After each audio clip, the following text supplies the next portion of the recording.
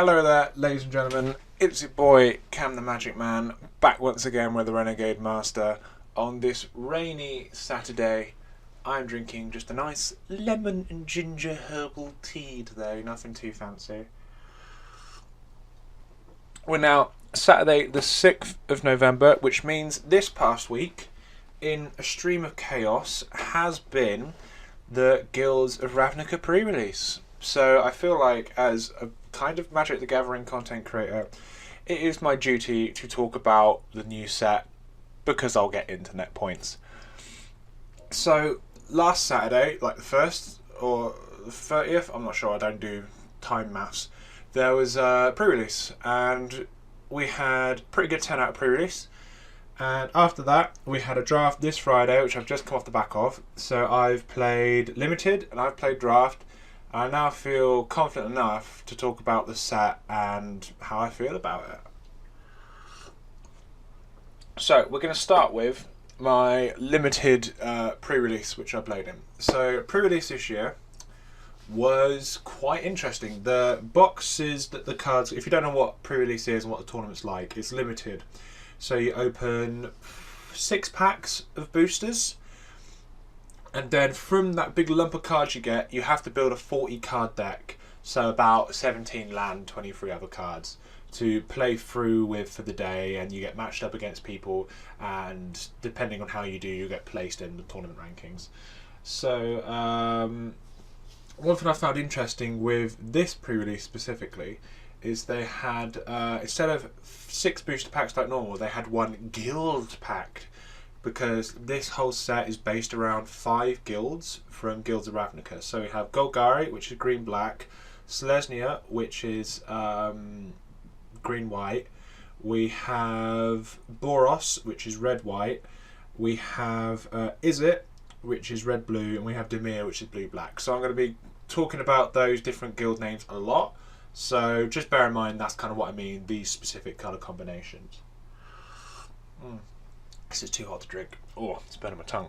So, in pre-release, I had this little inlaid guild pack which had some cards from a guild, and I chose Golgari. I'm a green-black man. I like my green-black cards. So, that's pretty. It gives you a nice little selection, that little pack they had in there, of various things across the guild. And I, unsurprisingly, from having like a little pack for the green-black cards, I went green-black, but I splashed for blue, which is a free colour combination known as Sultai, so we mention that a lot. So, in my pool, especially in things like pre-release, I try and prioritise removal as much as possible. I'll look at my colours, see how much removal there is, and that will really push me towards playing a specific colour or guild or what have you. So, in my pre-release pool, at the time, didn't think I had enough decent removal to really push me ahead. But on reflection, and now looking at the cards, and we're going to talk through them, I think I actually had a really good suite of removal. So in that tournament, 28 people that turned up, we had a good turnout. I finished 3rd, which I was quite happy with. The last 2 pre-releases won, but not every dog has its day. I'm still pretty happy with the consistency of that result.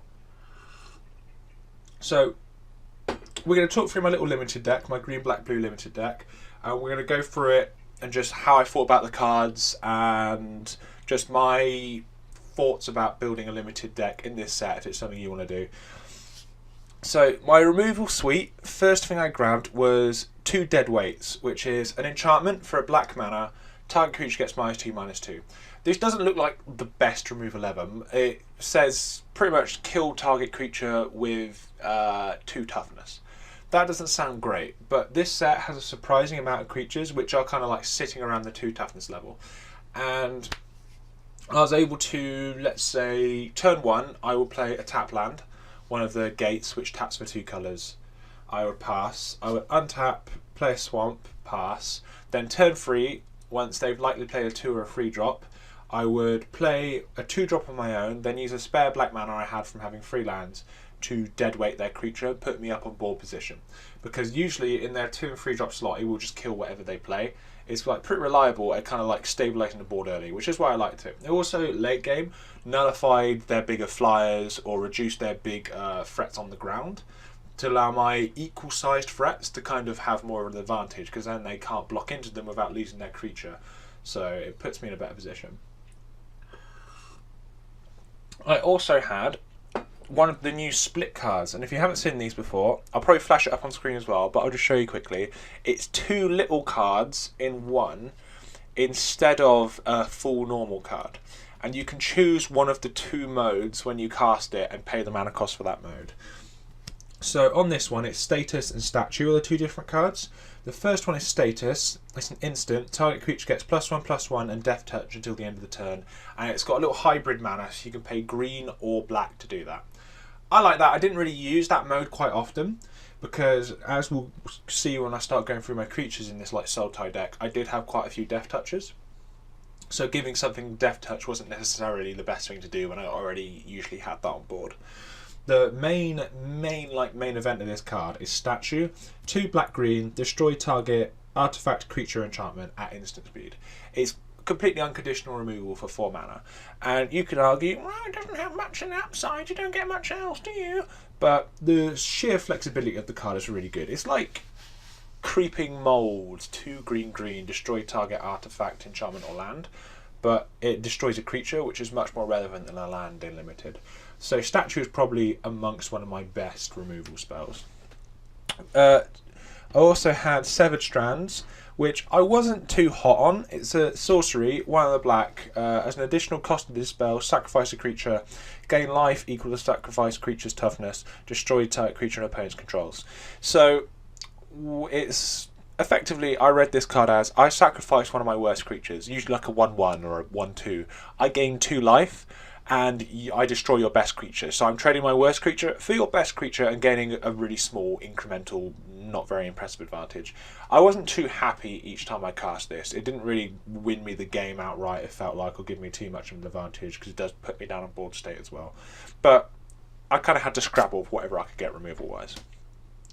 Part of the reason I splashed into blue was just for more removal, because this is like 1, 2, 3, 4 removal spells. I like to sit at 6, maybe more. As we'll see in my draft deck, I pretty much drafted nothing but removal, and that went really well. So I also splashed for 1 of the blue in Unexplained Disappearance. Return target creature to its owner's hand, Surveil 1. So a couple things here. Surveil 1 is look at the top card of your library and you can choose to put it in your graveyard, leave it there. Surveil in multiple, I won't go through it, but Surveil, when I pick up an extra Surveil card, I won't explain it each time. If there's a card with like Surveil 3, you look at the top 3 cards of your library, you can then arrange them in any order or put any of them in your graveyard. So 1, you can just choose to put it in your graveyard, leave it on top. 3, arrange them or put some in the graveyard and manipulate it as you will. Returning a creature to your opponent's hand isn't really like a removal. It's like 0.5 removal. It slows them down on tempo. Let's say they're just kind of putting down lands and not doing much. If they then play like a really big 5/5 trample turn 4 or turn 5 and they don't really have much else on the board and you've got a couple 1/1s and 2/2s, return it to their hand gives you a nice like tempo advantage and allows you to chip in for more damage. So that's good. I think it made the cut mainly just because I needed something to do with their board presence. The Surveil 1 is nice. It allows me to like remove a land from the top of my deck I don't want to draw. The better part of the blue splash was Artful Takedown. It's 2 blue black. Choose 1 or both. Tap a creature or target creature gets -2/-4. Now I've said already how good Deadweight is for giving -2 and how that would do with a lot of early game drops. The -2/-4 mode in this would pretty much kill anything I'm concerned about. It's also instant speed. So if they attack me with a big creature, I could usually manipulate it in a way where their big creature does less damage. There's like 2 less attack. My creature then has like enough damage to kill it and come out alive. And I could tap down with the other little thing you get to choose to do, one of their big flyers before they even move the combat. If it's got like vigilance or something like that. You know what I mean? So it's a good way of kind of holding off the game. I could, let's say I'm on the ropes and they're on the ropes. We're in a really tight situation. We've both got 2 creatures on the board. This allows me to kill one of their creatures and stop one from attacking me and tap it so it can't block next turn. Like, that's a really strong swing of tempo. And that's all I had, really.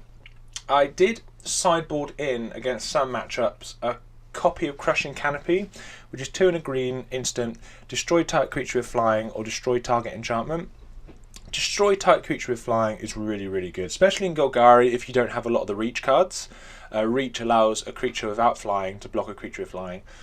So without a lot of reach cards, the opportunity to destroy a creature with flying, which otherwise would be a really big issue for you, is really nice. The destroy target enchantment mode is probably applicable because there's cards which can exile a permanent you have until the enchantment which has exiled that permanent is destroyed.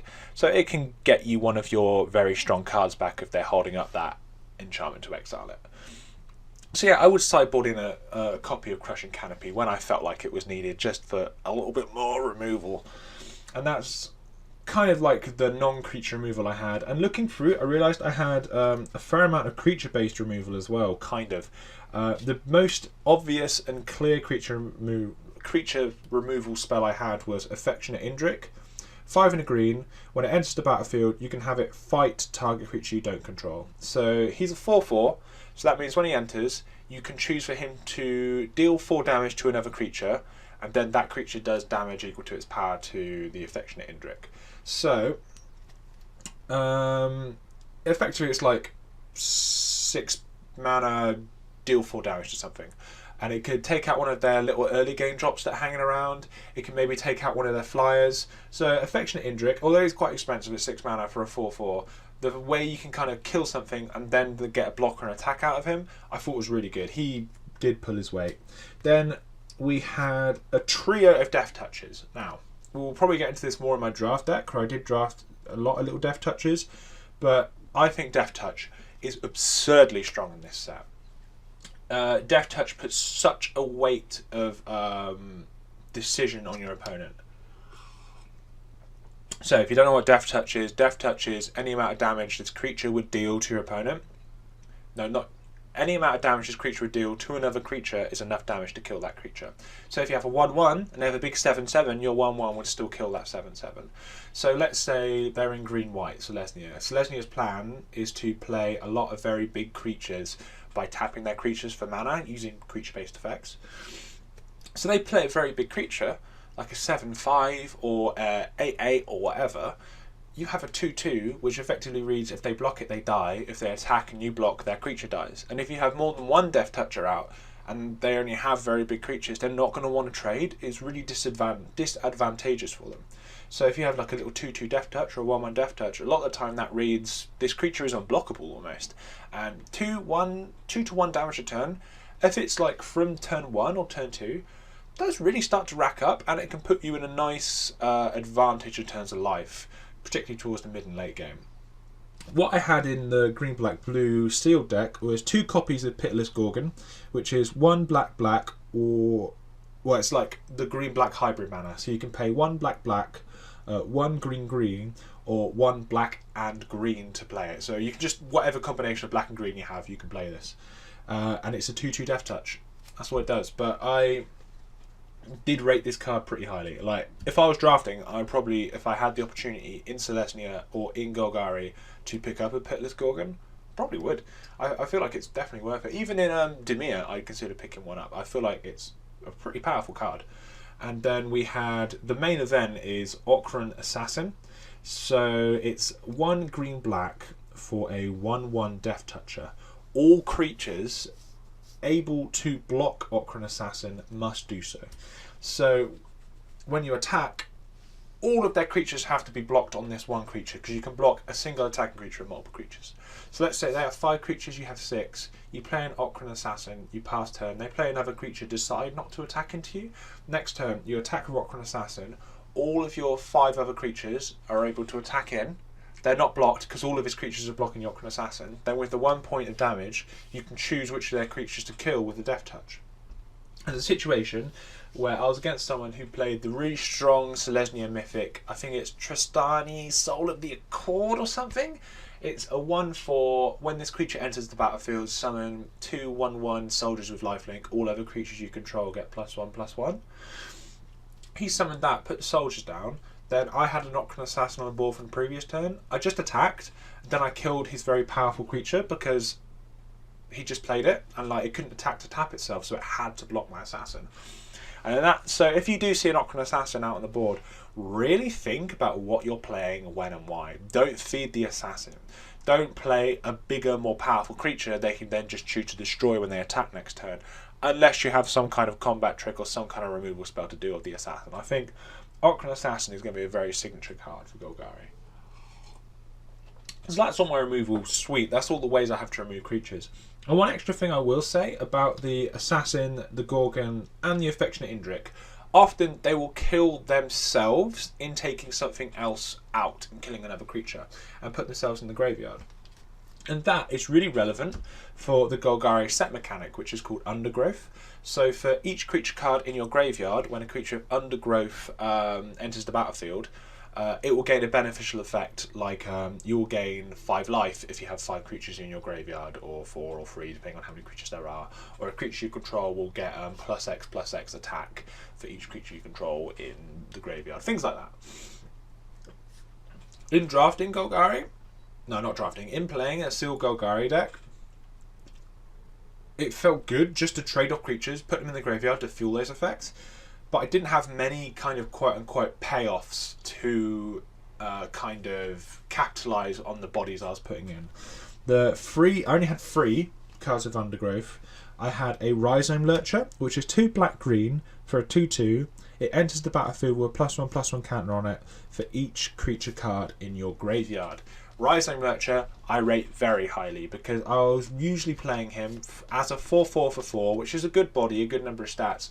And if I manage to play him with 3 creature cards in my graveyard as a 5/5 for 4, that's really good. It trades off with some of the more powerful creatures in the set for Celestia, like Siege Worm or Arboretum Elemental. I'll flash them up on screen briefly. It can... if it's just played on curve as a 4/4, it will trade off with things like Rosemane Centaur. It just gets incrementally bigger the more you trade off aggressively your creatures. So in the late game, I could feasibly see this coming in as a 7/7. Honestly, I could. And that's insane. That's so strong. Well, in limited, where it's more grindy and more creatures like to die. In draft, I'd say the ceiling for this is about 6/6, 5/5. But still, that's really strong. My other Undergrowth payoff was Vigor Spore Worm. It's 5 in the green for a 6/4 that can only be blocked by 1 creature. When it enters the battlefield, for each creature card in your graveyard, another creature you control gets +X/+X and gains vigilance for each creature card in your graveyard. So this card would likely be a good way to blow your opponent out and just kind of, if you've got like a trampler on the board, or let's say you have an Ocran Assassin, you give it +X/+X where X is free. When it attacks, 3 of their creatures have to block, or like all their creatures have to block, and it's got 4 toughness. You can kill 4 of their creatures with an Ocran Assassin. That's insanely good. So good.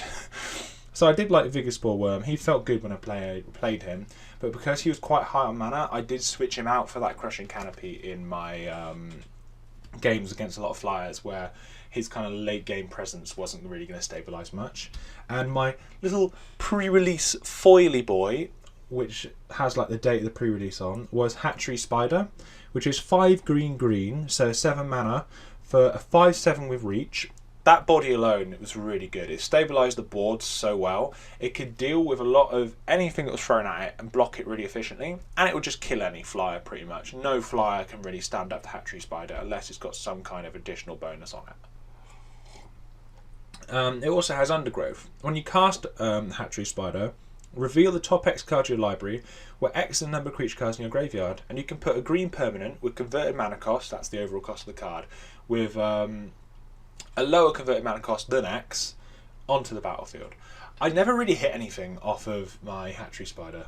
I never really hit like any of my creatures, or no, it's only creatures that I have that are green. I didn't really hit any of my creatures off of it. Still, when I played it, it still felt really good, and I feel like trading off my Death Touches to potentially get something is still worth it, because it's reducing their board presence and increasing the likelihood I effectively get a 2-for-1. The rest of my deck was pretty bread and butter. I had things like a Siege Worm in there just as a big body that can trample and hopefully present a clock to my opponent. I had Glowspore Shaman, which is green-black. When it enters the battlefield, put a top 3 card of your library into your graveyard. You may put a land card from your graveyard on top of your library. So that's a way for me to hopefully find mana if I need it. Same for District Guide, 2 and a green for a 2/2. When it enters the battlefield, search your library for a basic land card or a gate, which is one of the lands that tap for 2 colours in this set. Add it to your hand. So I had some ways to find mana if I was stuck getting some blue for my blue splash, because I only had very few blue basic lands in my deck. I had some just generic 3 drops and 4 drops. I had something like Watcher in the Mist, 3 blue with flying. When it enters the battlefield, Surveil 2. It's a flying creature that hopefully presents some kind of clock to my opponent. Whisper Agent, 1 black or 1 blue for a 3/2 with flash. When it enters the battlefield, Surveil 1. So flash means you can cast it at any point. So if you have an empty board and they attack you with a 1/1 or a 2/2, you can flash in Whisper Agent, block, kill their creature, still get a Surveil. So he kind of functioned as a removal spell, but more often than not, I would just play him on curve and attack in, knowing I was happy if my creatures died when I finally did hit one of my 3 big undergrowth payoffs. I had Bartizan Bats, 3 and a black for a 3/1 flyer. Kind of the same as Watcher in the Mist, a way to present a threat in the air, kind of chip down my opponent's life. And this kind of fed into my kind of undergrowth leanings a little bit. It's called Midnight Reaper. It's 2 and a black for a 3/2. Whenever a non-token creature you control dies, this creature deals 1 damage to you and you draw a card. So with things like my Pitiless Gorgons, if I was to trade them off from my opponent, I would then lose a life and draw a card. So effectively, for 3 mana with a Gorgon, if I attack and trade something, I say destroy one of your lesser creature your opponent controls, lose a life, draw a card for 2 mana. For 3 mana, sorry. That, like, if that was a card like destroy a bad creature, lose a life, draw a card, that would be played. So he really enabled me to churn through my deck, and usually I'll get 2 or 3 draws, because you also draw when he dies. So I usually get 2 to 3 draws off of him, about 2 as average. And just really strong, because it allowed me to increase my hand and present, like, card advantage it's called, where you have more cards than your opponent, which means more options. So I usually had more options due to him and due to me aggressively trading my creatures. So I thought he was really good. I'd say if you are going to Golgari and you have space for him in your curve, I would pick him up. He seems worth it.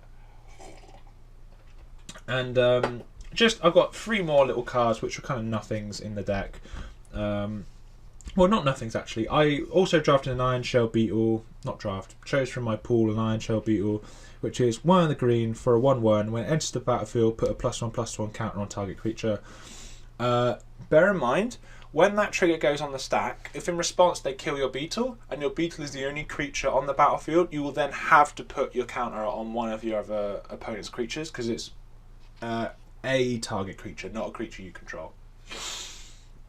He was good. He came down as a 2/2, and late game I could put a counter on something like a Siege Worm, make it into a 6/6. So if I'm facing down a Siege Worm on the other side, I then have the inherent advantage because they can't attack into mine and they can't block my one profitably. I also had Child of Night, which is 1 in the black for a 2/1 lifelink vampire. Is what it is. Wasn't particularly impressive. And then I had Passwall Adept, which is 1 in the blue for a 1/3 wizard, and I can pay 2 in the blue, target creature can't be blocked this turn. This won me probably the most games in Sealed, because it allowed me, in my kind of Golgari-ish deck, to attack with an unblockable Siege Worm every turn. So that's 5 damage a turn. That's a quarter of someone's starting life total. So they have a very small amount of time to deal with that before I win.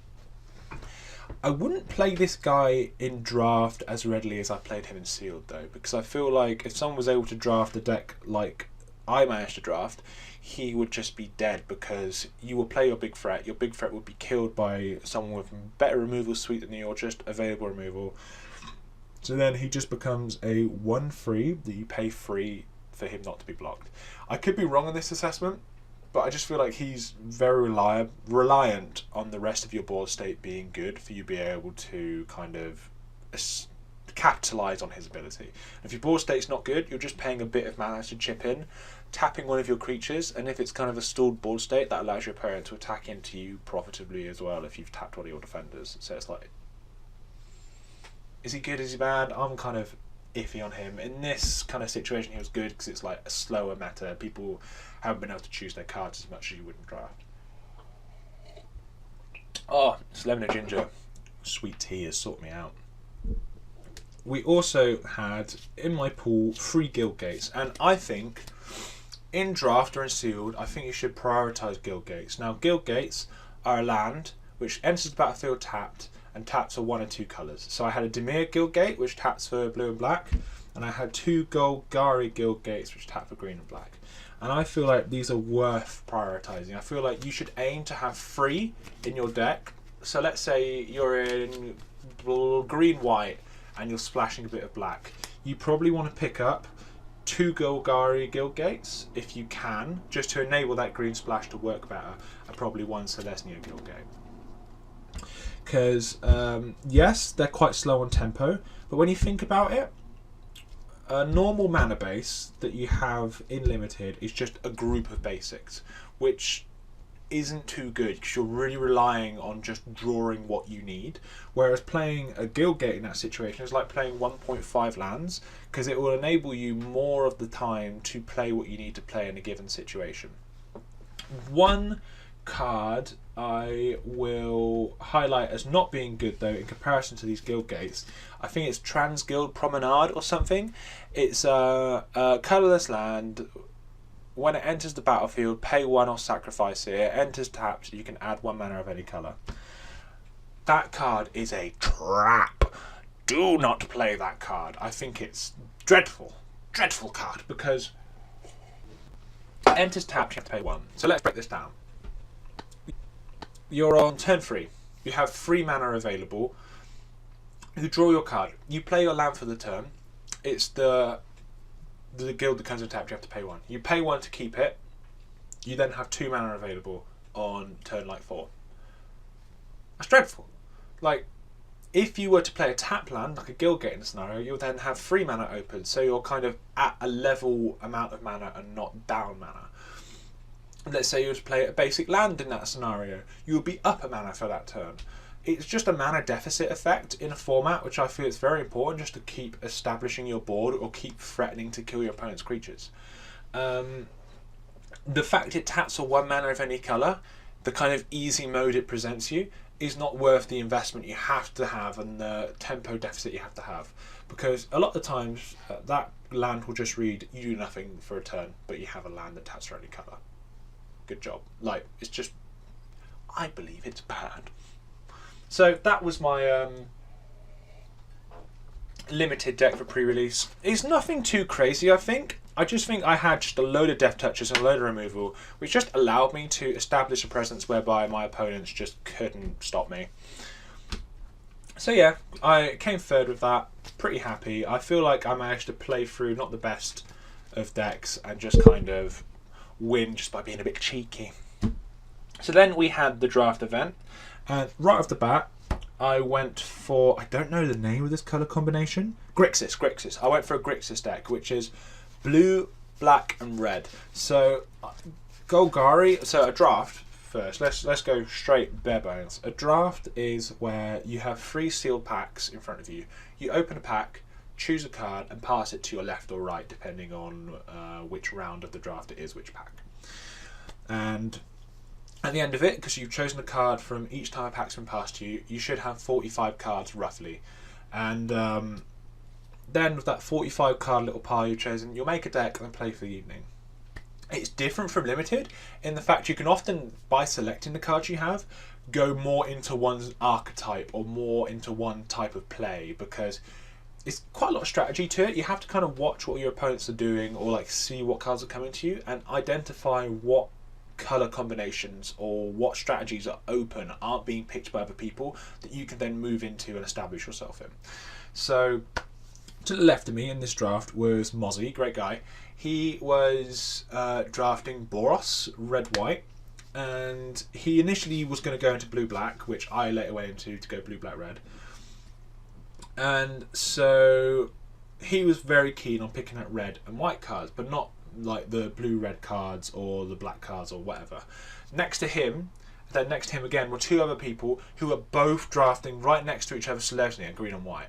So what does that mean? I'm trying to draft a little bit of red to go into my deck because like the first pack I opened had a rare in. So I'm going to likely cut Mozzie on red if I can, if I get anything good past me. The two people next to him, we're going to cut him on white. So him being in Boros in that situation is really difficult. Golgari, green-black, was super open, and he kind of thought, do I pivot in or do I stick? And there's kind of, I forget the psychological name for the term, but you often latch on to the first piece of information you have. So if you open your first pack, and the first rare you have is like a... what's it called? Is it rare? Blue-red. You're going to latch onto that first little piece of information and then try and force draft blue-red. Oftentimes, due to the way human psychology works. I think the real skill comes in drafting, where you overcome that instinct to stick with one thing and know when to change, when to move on to other things. Because I was thinking I was going to really heavily draft I was going to really heavily draft blue-red. But then the red started drying up because, of course, there's someone who's in red next to me. And so in the other direction the cards were being passed, I then moved on to blue-black because that seemed really open. I just started scooping up blue-black cards. And so I'm in blue-black-red. The guy next to me was in blue-black, and Mozzie was in blue-red. Red-white. So I was able to scoop off Mozzie's direction, black and blue cards, and I was able to skip off this other guy's direction, pick up a... I was able to pick up blue cards mainly, and maybe pick off a bit of a red from him as well, because he's not going to draft red as much. So I was kind of able to build a decent deck from kind of reading the table. I kind of wish I'd gone more heavily into Golgari, because what I actually started doing, if there wasn't any good cards in the pack for what I was going for, particularly towards the end, I would just take really good Golgari removal to try and discourage people at the table, or try and hurt anyone at the table who was going to decide to move into Golgari. So yeah, that's Crash Course Draft 101. And so one thing I want to highlight right off the start is I did prioritise in this deck, when there was nothing better or nothing too playable looking in the packs, like nothing crazy, I would prioritise grabbing Guild Gates, and I managed to get an Is It Guild Gate, another Is It Guild Gate, and a Dimir Guild Gate. And the Is It Guild Gates were really instrumental, because my blue-red splash was actually quite low. Didn't have that many blue-red cards in, only about 1, 2, 3...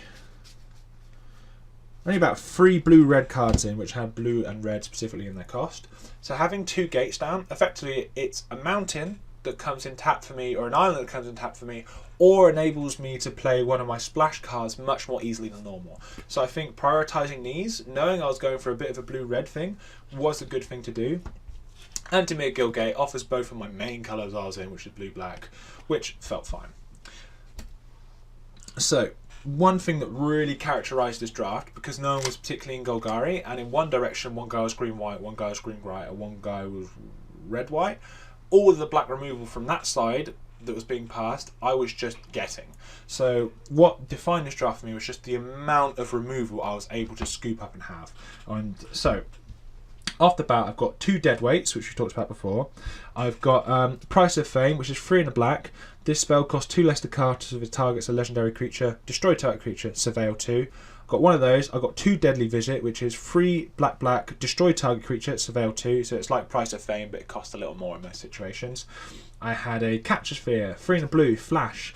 Enchant a creature. When it enters the battlefield, tap a creature. The creature doesn't untap in its controller's untap step. So already that's 1, 2, 3, 4, 5, 6 removal spells. We're not done.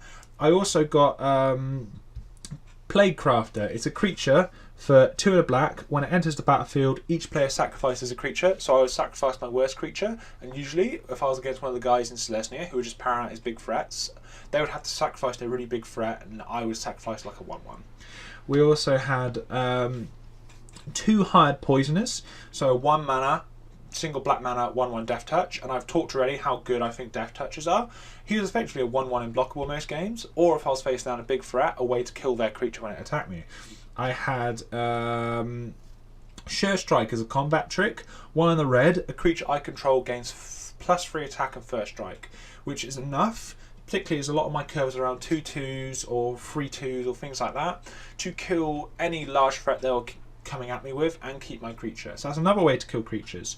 I also had Chamber Sentry, which I think is an insane card. This card was like my 6th pick in a pack, which I think is wrong. If you see Chamber Sentry and you're in a minimum of 3 colours, pick it. If you're in 2 colours, even consider picking it, because it's X mana to cast it, and enters the battlefield with a number of +1/+1 counters on it for each colour of mana spent to cast it. So I'm in 3 colours, this would be a 3 mana 3/3. Then you can pay X amount of mana, tap him and remove a counter from him for equal to that X. So if he's got 1 counter, you can pay 1. If he's got 3, you can pay 1, 2 or 3 and tap him and remove that amount.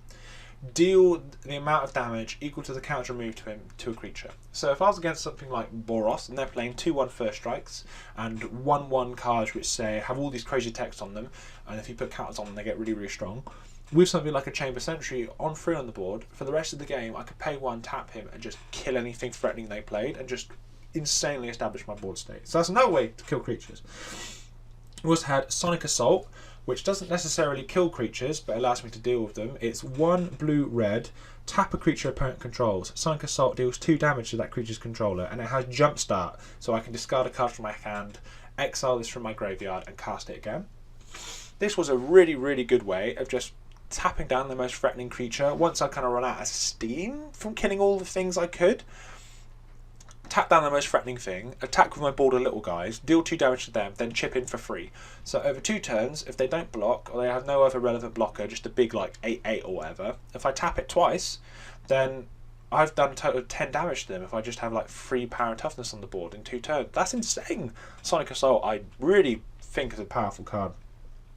But it doesn't necessarily deal with a creature or kill one.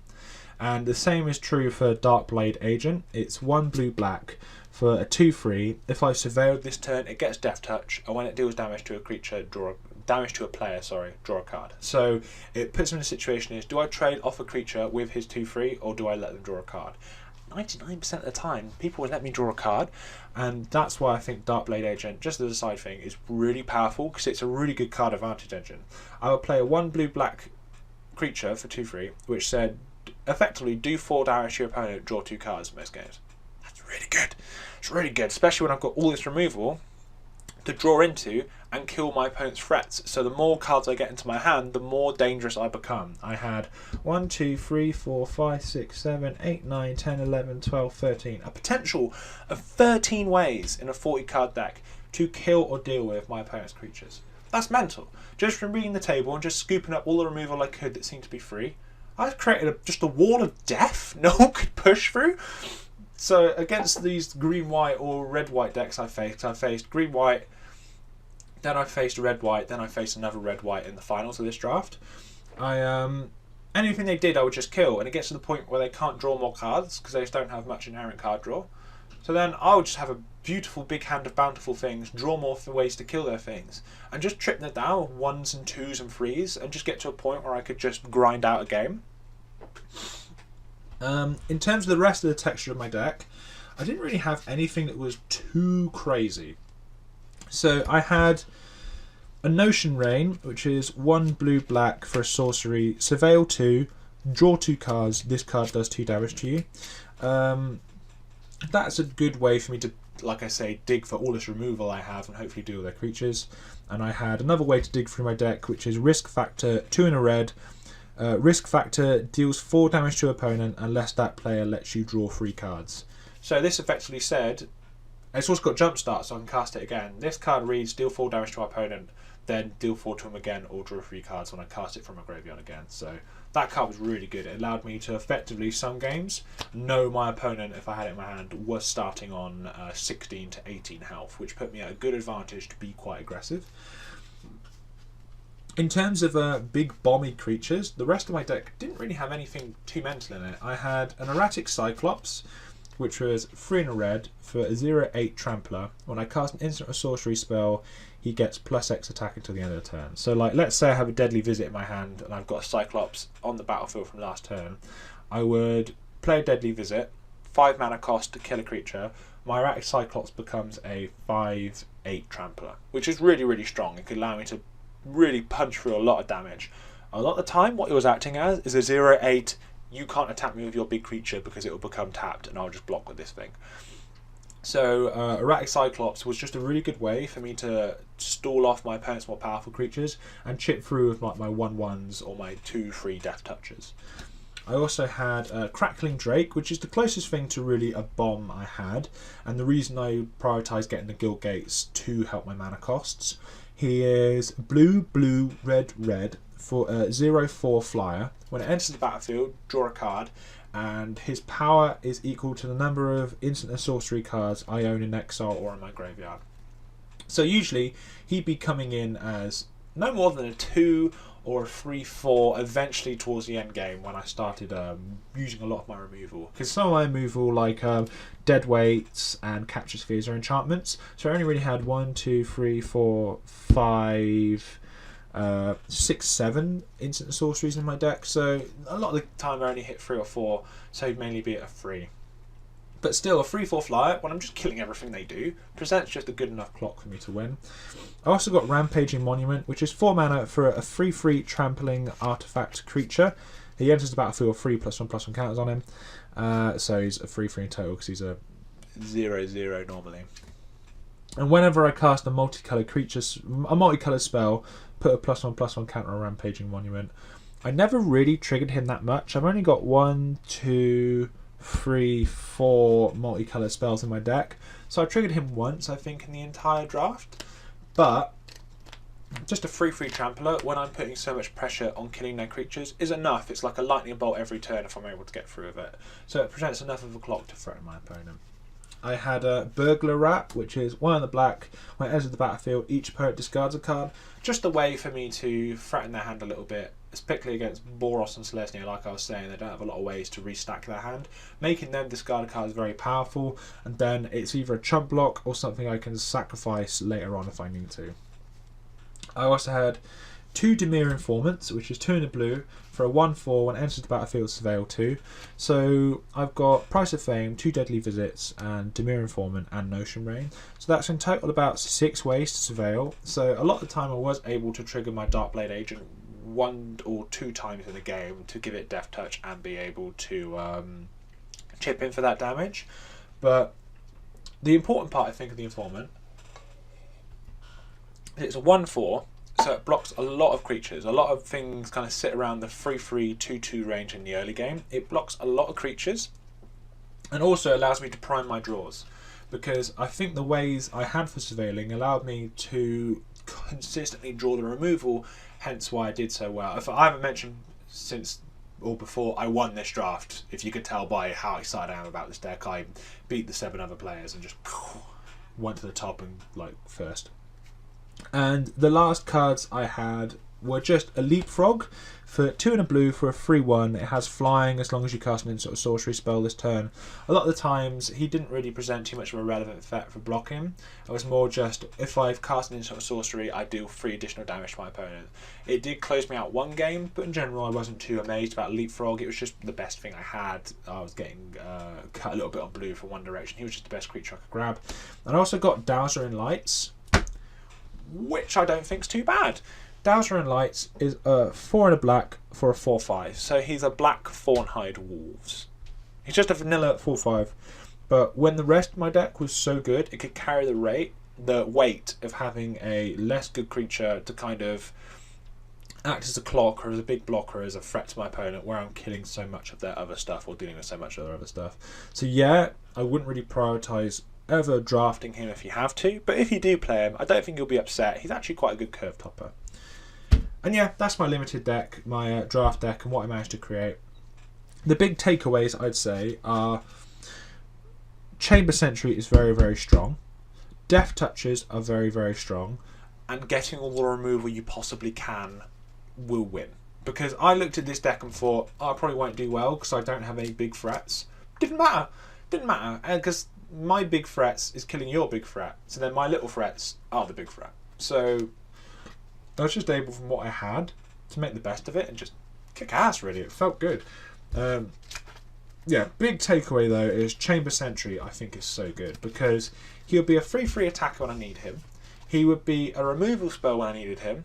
Or he would be a way to deal damage straight to my opponent regardless of attacking or blocks when I needed it. Chamber Sentry, mental. Definitely grab a Chamber Sentry if you're able to. And oof, this has probably been quite a long video. I've been getting very animated. So I hope you've enjoyed this kind of breakneck tour of my experience of Guilds of Ravnica. I've been Cam the Magic Man. I need a sip of water. I'm parched. I hope you're looking forward to next Friday like I am. And I'll speak to you soon.